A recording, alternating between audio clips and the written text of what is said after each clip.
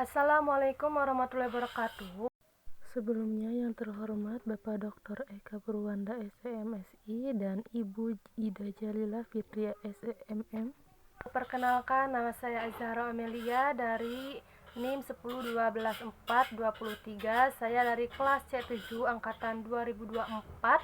Saya dari prodi S1 Manajemen. Di sini saya akan memenuhi tugas UTS di mata kuliah Statistika Bisnis yang bertema regresi sederhana.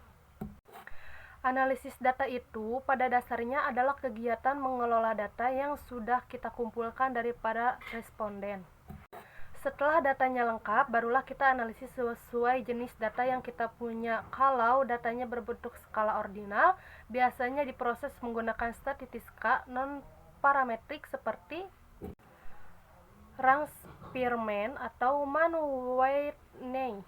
Tapi kalau kita ingin mengelola data ordinal dengan regresi, maka datanya harus diubah dulu menjadi skala interval menggunakan metode tertentu, misalnya MSI. Dalam analisis regresi, kita tidak hanya ingin mengetahui seberapa kuat hubungan antara dua variabel, tetapi juga arah hubungan, artinya apakah variabel bebas atau X membuat variabel terikat atau Y naik atau turun. Di mana selanjutnya regresi linear sederhana yaitu hanya ada satu variabel bebas yaitu X. Dan yang kedua ada regresi linear berganda yaitu variabel bebasnya 2 atau lebih. Dalam regresi linear sederhana, bentuk persamaannya seperti Y sama dengan A plus BX plus E.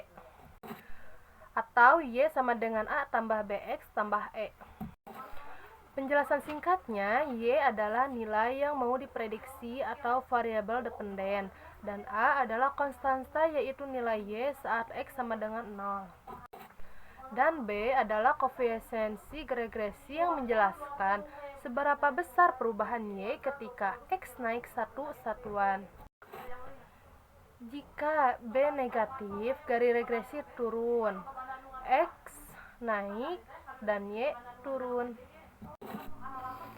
X sama dengan variabel bebas, E sama dengan error, yaitu pengaruh dari faktor-faktor lain di luar X.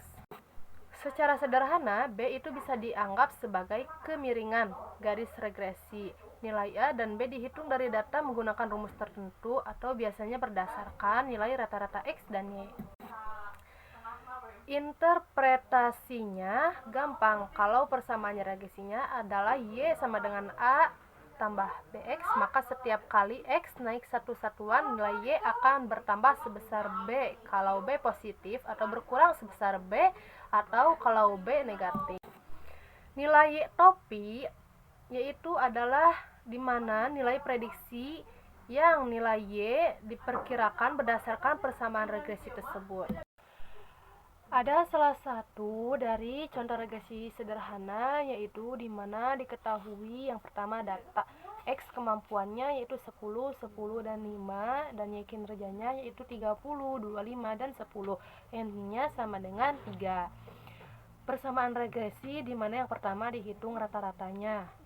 X topi sama dengan 10 tambah 10 tambah 5 per 3 yaitu hasilnya 8,33. Y topi sama dengan 30 ditambah 25 ditambah 10 per 3 hasilnya 21,667. Yang kedua dihitung nilai slope B nya. B sama dengan sigma X I dikurang X topi dikali Y I dikurang Y topi per sigma dikali X I dikurang X topi kuadrat. Hasil perhitungan numerator yaitu 58,334 dan denominatornya yaitu 16,667. 58,334 itu dibagi 16,667 yang hasilnya 3,5. Kesimpulannya, di mana regresi sederhana adalah metode statistik untuk mencari hubungan antara satu variabel bebas X dan satu variabel terikat Y. Tujuannya untuk memperkirakan atau memprediksi nilai Y berdasarkan X.